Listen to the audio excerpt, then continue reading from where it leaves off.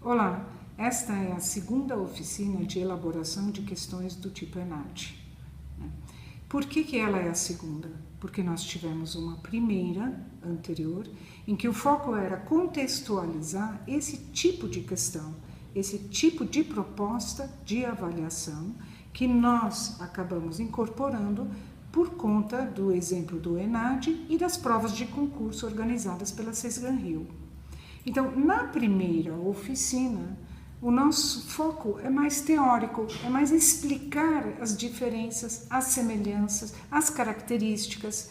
E nós fechamos a oficina com 10 questões para se identificar justamente as características de cada tipo de questão. Agora, nesta segunda oficina, nós estamos mais focados na feitura de cada questão, no passo a passo. Tá?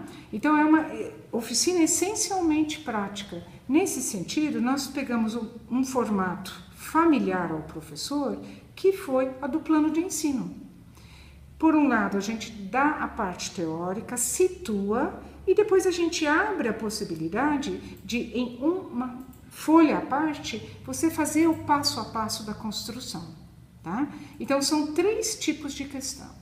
A primeira é a de interpretação.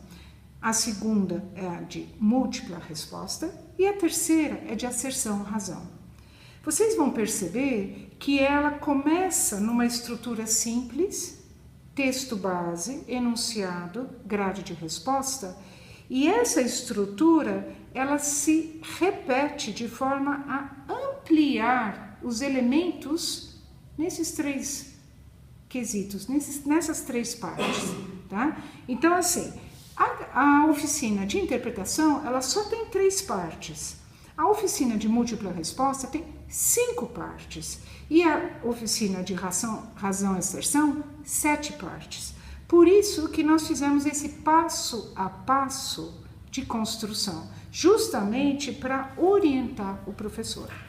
Para fechar, eu só gostaria de falar o seguinte: num primeiro momento, parece que é muito longo, o processo é demorado, né? Mas, por outro lado, você começa a formar um banco de questões.